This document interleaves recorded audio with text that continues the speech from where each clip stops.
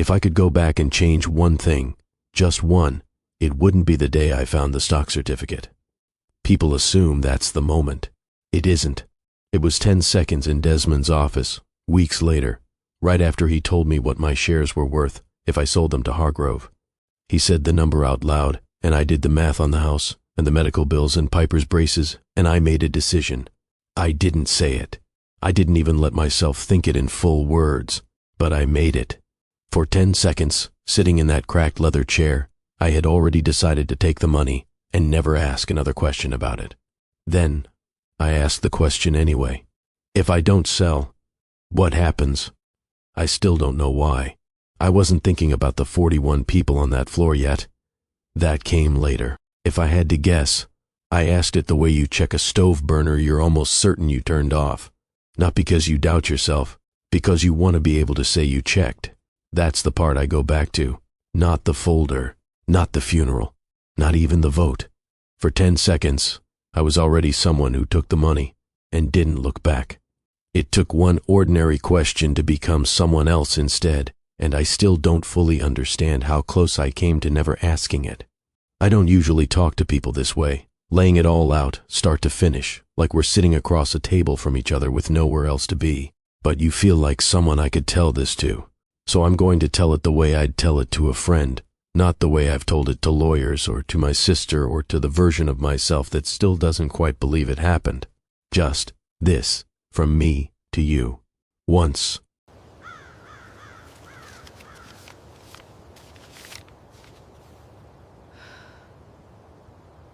The foreclosure notice came on a Tuesday. That detail matters more than it should. Grant died on a Tuesday too, and somewhere in the 6 weeks since, I'd started keeping a quiet, useless list of the bad things that landed on that particular day of the week, like Tuesdays had decided to specialize. It was tucked between a grocery flyer and a birthday card from my sister I hadn't opened yet. I read it standing at the mailbox in my robe, the October wind getting under it in a way that made the whole moment feel colder than the temperature alone accounted for. I remember thinking, with a kind of flat, tired clarity, of course it's a Tuesday. I was 44, a widow of 6 weeks. I worked the front desk at Ferris Tool and die for $14 an hour, a job I'd taken 11 years earlier as a favor to Grant's cousin and never left because the hours fit around my daughter's school schedule, and because a job stops being a choice after enough years and starts being a groove you've worn into the floor with your own feet. Grant had been sick for 2 years before it took him. Stage 4, pancreatic, the kind of diagnosis that doesn't leave room to negotiate with it. I'd told myself, all the way through the treatments and the hospice and the neighbors bringing casseroles I couldn't eat, that grief would be the hard part. Nobody warns you about the paperwork that comes after. Nobody warns you that the hardest month might not be the one where he dies, but the one where the mail keeps coming like nothing happened. The life insurance had gone to the mortgage arrears. What was left went to medical bills the insurance company decided, after the fact, it didn't feel like covering. My daughter Piper was 16 and needed braces and had no idea how close to the edge we actually were. And I meant to keep it that way for as long as I possibly could. I called the number on the notice, sat on hold for 40 minutes, was told a payment plan existed technically, but it required a lump sum I did not have and had no way of getting. I stood in the kitchen afterward holding the phone long after the call had ended, thinking that grief doesn't arrive once and then recede. It arrives in installments, disguised as ordinary mail, for as long as it takes you to notice you're still standing in it. 11 years at the same desk teaches you things nobody warns you about. You learn the exact sound the front door makes 15 seconds before someone actually walks through it. You learn which vendor calls to put straight through and which ones to let sit on, hold a little longer than necessary, out of something close to spite. You learn 41 names, 41 shift schedules, 41 small kindnesses to remember, whose kid had a dentist appointment, whose mother was in the hospital, who needed their Friday shift moved without having to explain why.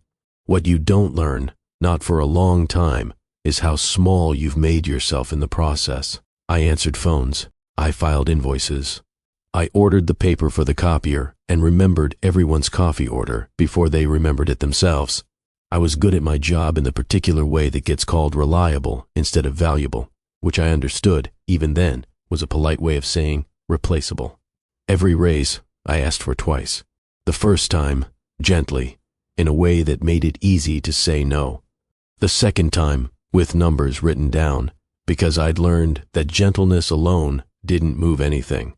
Every Christmas bonus felt less like recognition and more like a small apology nobody quite said out loud. I told myself that was just how small companies worked. I didn't know yet that this one wasn't as small as it looked, or that I was the reason it kept running some years at all. Piper needed braces that fall, the kind of ordinary expense that shouldn't have felt like a crisis, and did anyway. I did the math on it the way I did math on everything by then, quietly, at the kitchen table, late, after she was asleep, moving numbers around like they might rearrange themselves into something more forgiving if I just looked at them long enough. I want to be honest about something. I wasn't unhappy exactly. I had just gotten used to being the person things happened around, instead of the person things happened to. 11 years is long enough to mistake that for a personality, instead of a habit. I didn't know, sitting at that desk, answering a phone that rang under a name that wasn't mine yet either, how much of my own life I'd already signed off on without a single signature. Desmond Achebe had a soft voice, the kind lawyers develop when they've had to deliver bad news often enough that gentleness becomes a professional skill.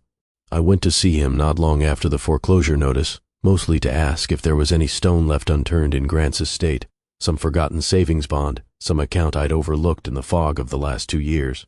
I didn't expect much. Grant fixed things with duct tape and good intentions. He was not a man who left paperwork organized. "There's one thing," he said, sliding a folder across the desk. I almost missed it myself. Inside was a name I didn't recognize, GM Holdings LLC, registered to Grant, and beneath that, a single stock certificate. I remember reading the number on it and not understanding at first that it was a percentage. 61. 61% of what? I asked, and Desmond told me, and I heard the words the way you hear something underwater, present, but not yet meaning anything. 61% of Ferris Tool and Die, my own company, the one whose phones I'd answered for 11 years, whose letterhead I'd typed onto 1,000 memos, always assuming the name at the top belonged to somebody else entirely. I read the certificate 3 times, not because the words were complicated, because they wouldn't hold still. Every time I got to the end of the sentence, I had to start it over, like my eyes kept sliding off the one detail too large to fit into what I already believed about my own life. "He bought in 9 years ago," Desmond said. Before it carried the Ferris name, it was Halloran Machine back then. He came in as a silent investor and structured it through the LLC specifically so his name wouldn't show up anywhere. I don't know why he never told you. I only know he never told me why either. I just did the paperwork he asked me to do. I sat very still in that chair and did a different kind of math than the one I did at my kitchen table. 11 years of clocking in at 8. 11 years of a raise I had to ask for twice, a bonus that felt like an apology, a letterhead with somebody else's name on it. I had been, without knowing it, married to 61% of my own paycheck the entire time. What happens now? I asked, because it was the only sentence I had left that made sense to say out loud. Desmond didn't have all the answers, and to his credit, he never pretended otherwise. What he had was a theory, offered carefully, the way you hand someone something that might be fragile. Your husband's older brother ran Halloran Machine into the ground, years before Grant bought in, he said. I only know that because it came up once, in passing, when he was setting up the LLC.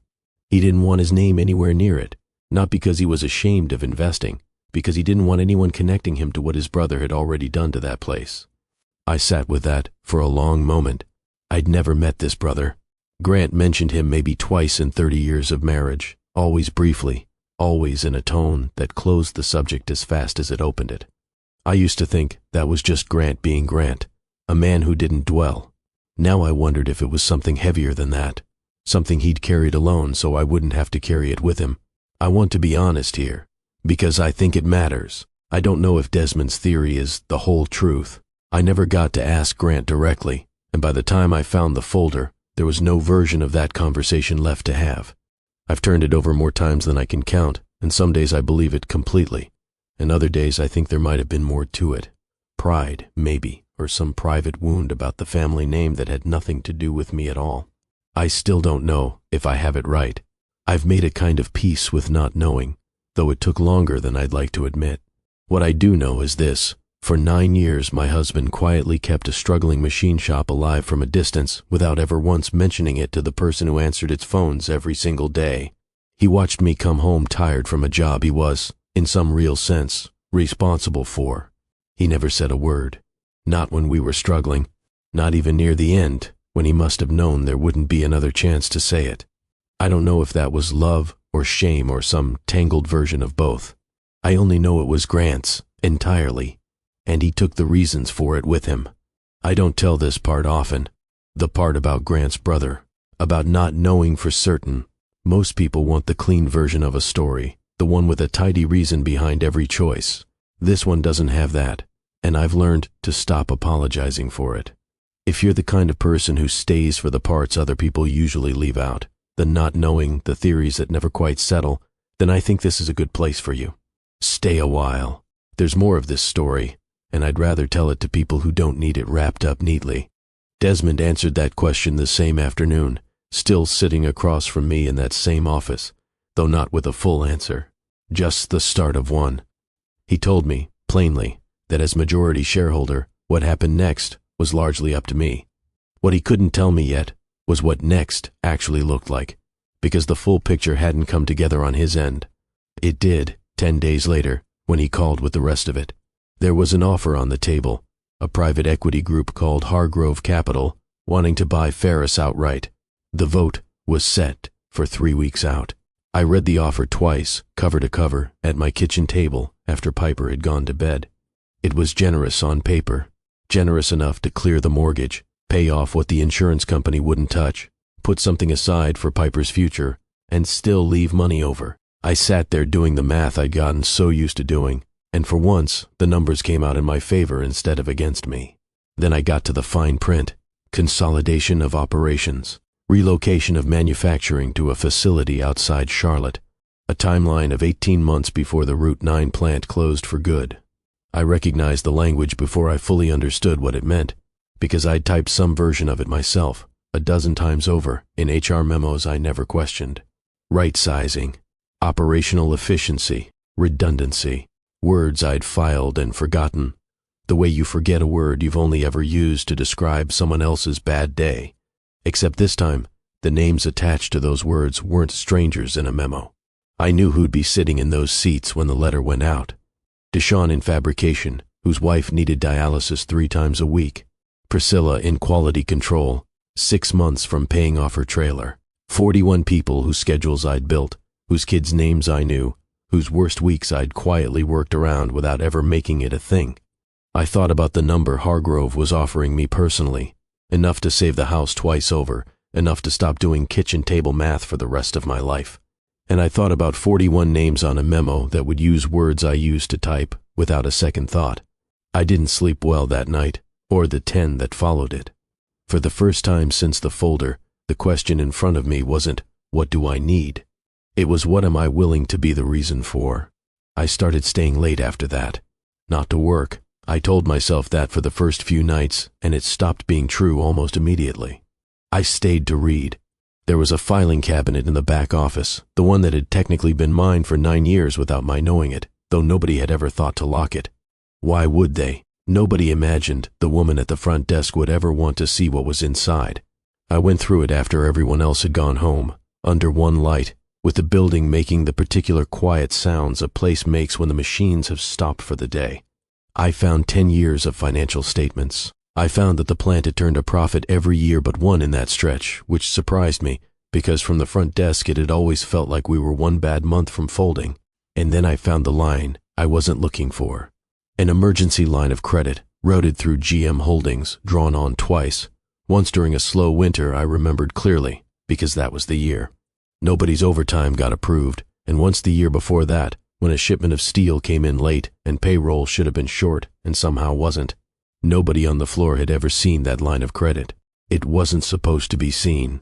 My husband had reached into this place, quietly, more than once, and made sure 41 people got paid on time, and never once mentioned it to me.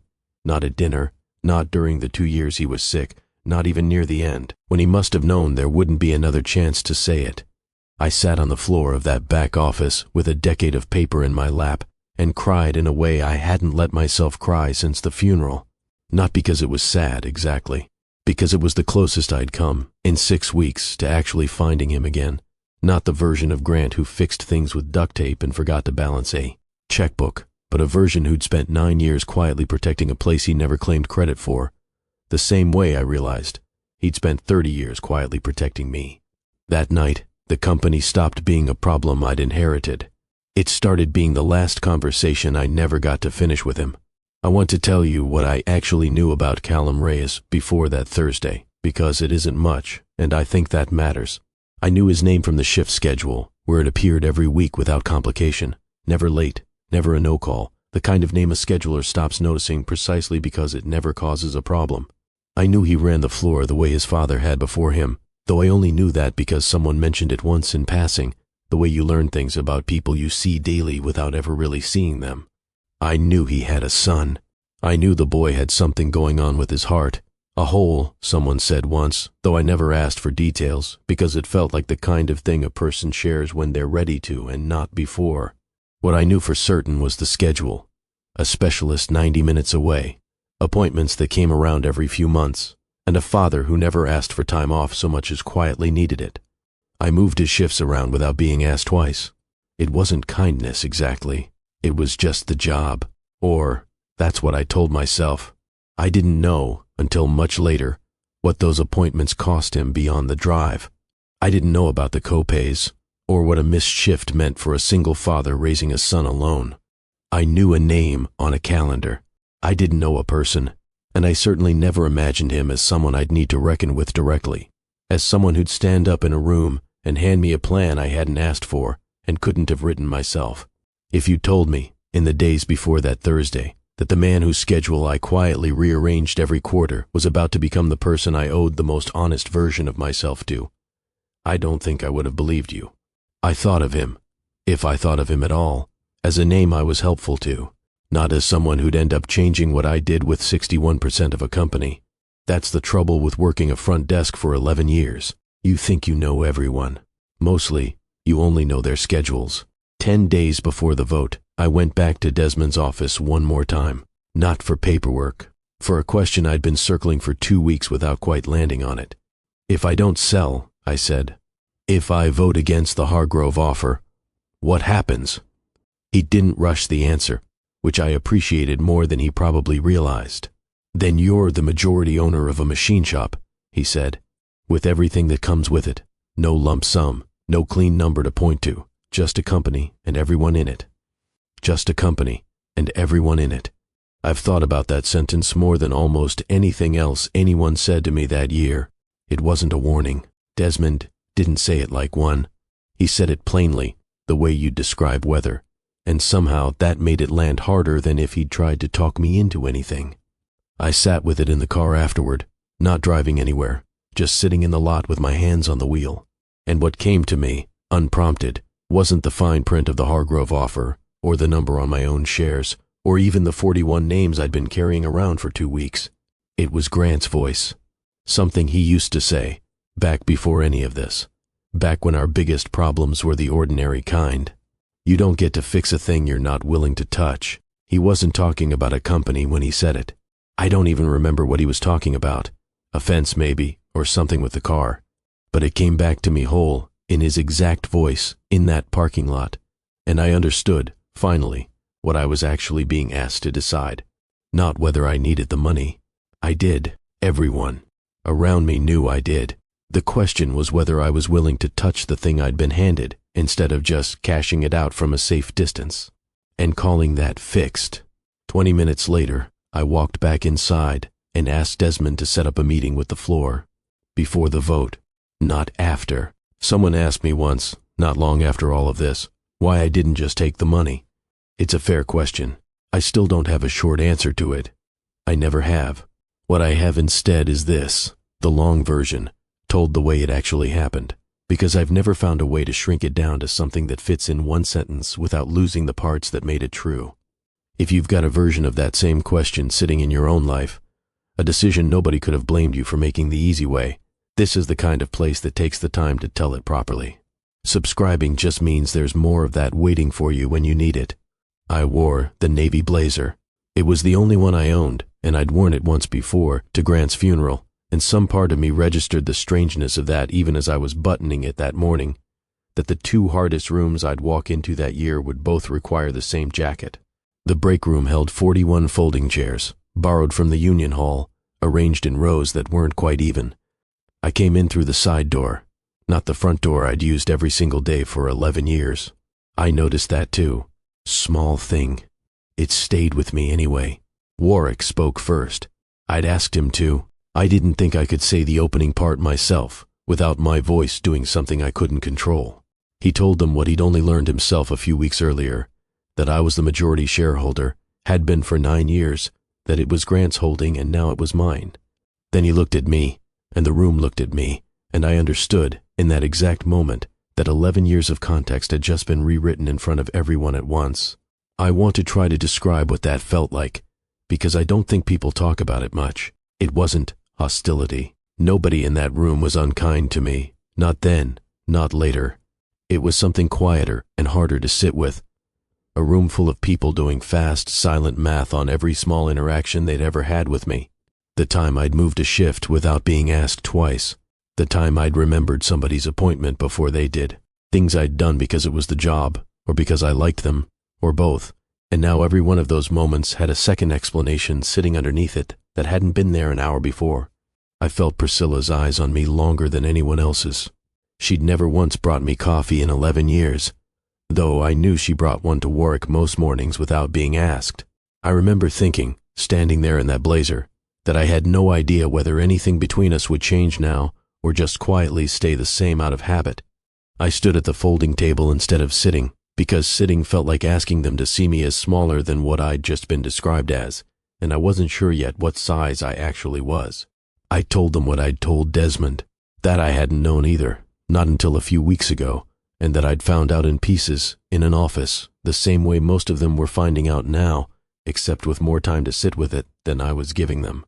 I laid out the Hargrove offer in plain numbers, without the HR language I used to type without thinking. I told them what closing the plant in 18 months would actually mean, because I'd typed that kind of sentence myself for a decade and knew exactly which names it would land on.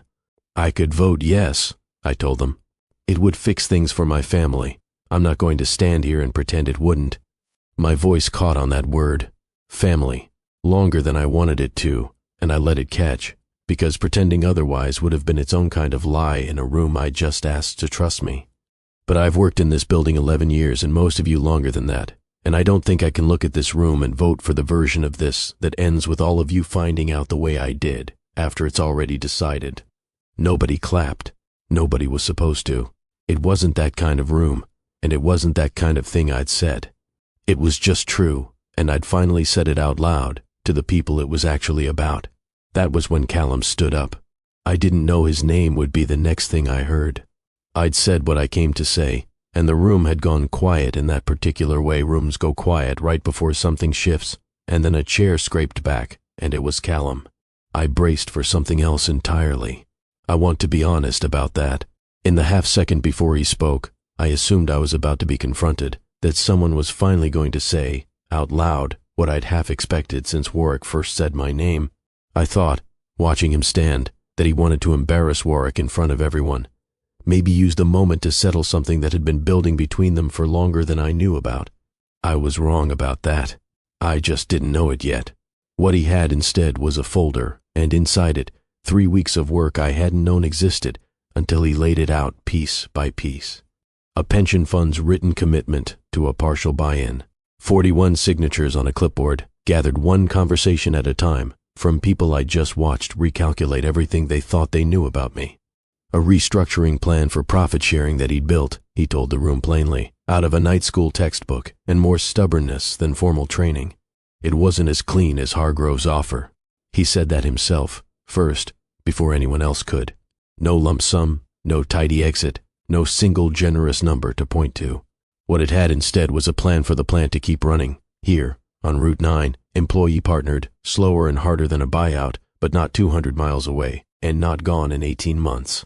I listened to the whole thing without interrupting him once, and somewhere in the middle of it, I understood something about myself that I hadn't fully faced, yet that I'd walked into that room already assuming the worst version of everyone in it, the same way they'd probably assumed things about me an hour earlier. He wasn't there to embarrass anyone. He was there because he'd spent 3 weeks doing exactly what I'd spent 2 weeks doing at my own kitchen table, trying to find a way to protect people neither of us had been given credit for protecting. When he finished, the room went quiet again, but it was a different kind of quiet than before. Not shocked, waiting on me for something I hadn't said yet. The room was still waiting when I finally spoke again, and what came out of me wasn't anything I'd rehearsed in the car on the way over. I need a week, I told them. Not to decide whether I care what happens to this place. I already know that. I need a week to figure out whether what Callum's proposing is something I can actually make work without losing the house I'm trying to keep. I looked at Warwick. Push the vote. I want to tell you what that sentence actually cost, because it sounded simple standing there, and it wasn't. Hargrove had a deadline built into their offer, the kind private equity always builds in, and I knew enough by then to understand that deadlines like that aren't polite suggestions. Every day I pushed the vote back was a day I was gambling with the one clean, guaranteed number on the table, the number that would have paid off the house in full, the number the foreclosure notice on my kitchen counter had been quietly begging me to take since the morning it arrived. I didn't know, standing in that break room, whether Hargrove would simply wait for me. I suspected they wouldn't, not indefinitely, and I said a week instead of some time specifically because I didn't want to test how patient a private equity firm actually is with a shareholder who wasn't playing along. What I did know was this: I couldn't sit with Callum's folder of signatures and the memory of Grant's voice in that parking lot and vote yes to the easy number that same afternoon. I needed the week to be honest, not to stall for its own sake. I needed to know if the harder path was actually a path, or just a feeling I liked better than the alternative. Warwick nodded, slower than I expected, like a man setting down something heavy he'd been carrying a long time without realizing how much it weighed. "I'll call them tonight," he said. "I can't promise they'll take it well." "I don't need them to take it well," I said. "I need them to wait." They didn't wait a week. In the end, it took 5. But that Thursday, standing in front of 41 folding chairs, all I knew was that I'd asked for something I had no guarantee of getting, and that not asking would have been its own kind of answer, one I wasn't willing to give. The vote finally happened 5 weeks after it was supposed to, which tells you something about how those 5 weeks went. They weren't quiet. Hargrove didn't take the delay well, exactly the way Warwick had warned me they might not, and there were calls from their lawyers that used careful, patient language while making it clear their patience had a limit. I want to tell you honestly what the outcome was, because I think people expect a certain kind of ending from a story like this, and I'd rather tell you the true one. It wasn't unanimous. It wasn't clean. I didn't get to keep the house free and clear the way the foreclosure notice on my counter had briefly, generously promised. What I got instead was a modified payment plan through the bank, a refinance essentially, stretched out over 6 more years of the same kind of kitchen table math I'd been doing since Grant got sick, tighter. Now, not looser, because I'd also taken on a smaller salary draw as owner than Hargrove's buyout would have handed me outright, and a restructuring that meant thinner margins for at least the first 2 years. I didn't pay my way to freedom. I refinanced my way to 6 more years of tight budgets, a company with real risk still sitting inside it, and a job that had, in the space of a single Thursday afternoon, become considerably heavier than answering phones ever was. I need you to understand that I'm not telling you this because I regret it. I'm telling you because I think stories like this one usually skip the part where the harder choice doesn't pay you back the way you hoped, and I don't want to skip it. There was no lump sum waiting for me at the end of that vote. There was a mortgage I still had to work at, a payroll I was now responsible for in a way I'd never been before, and 41 people whose jobs stayed on Route 9 instead of disappearing 200 miles away. That was the trade, not a rescue. A trade. I gave up the clean number for something slower and heavier and considerably less certain, and if you're waiting for me to tell you it was easy, or that everything worked out exactly the way it should have, it wasn't, and it didn't, not entirely. It just worked out enough, and most days, that turned out to be the actual definition of the word I'd been chasing without knowing it. For 2 months after the vote, I kept sitting at the front desk. Nobody made me. There was an actual office waiting for me the whole time, The one that had technically been mine for 9 years without my knowing it, but I kept showing up to the same chair, answering the same phones, filing the same invoices, like habit alone could keep the last 11 years from ending all at once. Warwick finally said something to me on an ordinary Tuesday, of all days. He came by the desk with his coffee, the way he always had, and stood there a moment longer than usual. "It's strange for everyone," he said. "You sitting out here might be time." He didn't say it unkindly. He said it the way you'd point out something a person already half knows and just needs permission to admit. I moved into the back office that Friday. It took me one afternoon to pack up 11 years of a desk and about 3 times that long to stop feeling like I was trespassing in my own building. Trust, it turns out, doesn't transfer with a stock certificate. I'd assumed, somewhere in the weeks after that Thursday, that once people knew the truth, things would either go back to normal or settle into some new normal fairly quickly. Neither happened. What happened instead was slower and smaller than that. And honestly, more believable. Priscilla started bringing me coffee about a month after I moved into the office, the same way she'd always brought one to Warwick, unprompted, no occasion attached to it. She didn't make anything of it, and I didn't either, out loud. But I noticed. I noticed the first morning she set it down on my desk without a word and walked back out, and I noticed every morning after that, because it meant something I couldn't have explained to anyone who hadn't lived through that Thursday with me. It meant I wasn't just being tolerated anymore. I was being included in a small, ordinary ritual that had nothing to do with ownership at all. Deshawn started nodding at me in the hallway instead of just at the schedule taped to my old desk. Small things, none of them dramatic, all of them adding up slowly into something that started to feel less like being watched and more like being known again, just known differently than before. I still don't fully know why Grant kept it from me for 9 years. I've stopped needing to know. Some questions don't close all the way, and I've made peace with the ones that stayed open, because most of the important ones do. What I've found, since I started telling this story out loud, is that a lot of people carry some version of a secret like that one, something somebody close to them never said, for reasons that never got explained before it was too late to ask. If that's you, this is a place that holds those kinds of stories without needing them wrapped up neatly. Stay subscribed, and I'll keep telling them. I still walk the floor sometimes, in the evenings, after most of the shifts have cleared out and the machines have gone quiet for the day. I didn't used to do that. I do it now the way I imagine Grant must have done it. All those years he never mentioned it to anyone, just walking through, checking on something he'd chosen to protect, without needing a single person in the building to know he was the one doing it. I think about him more in that walk than almost anywhere else. Not the version of him who forgot to balance a checkbook, though I think about that version too, fondly. The other one, the one who quietly kept this place standing for 9 years, and never once let it cost me anything he could carry alone instead. People ask me sometimes what I got out of all of it. The vote, the 5 weeks, the 6 harder years that followed. I understand why they ask. It's a fair question, and for a while I didn't have a good answer to it either. I know now what I didn't get. I didn't get the clean number. I didn't get the house paid off free and clear. I didn't get a rescue, and I've stopped waiting for anyone to tell me the story should have ended that way. What I got instead is harder to hand someone in a single sentence, which is maybe why it took me this long to say. I got a shared claim on something uncertain, a company, a floor, 41 people whose names I still know, a future none of us can fully guarantee even now. I got to carry it with people instead of finding out, too late, what any of us had actually needed from each other all along. I'm still here, still on that floor most evenings, still doing the math at my kitchen table some nights, because the truth is it's still tight most months, and I don't think that changes for a long while yet.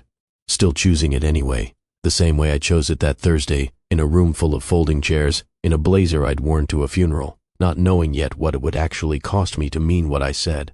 I know now, and I'd choose it again.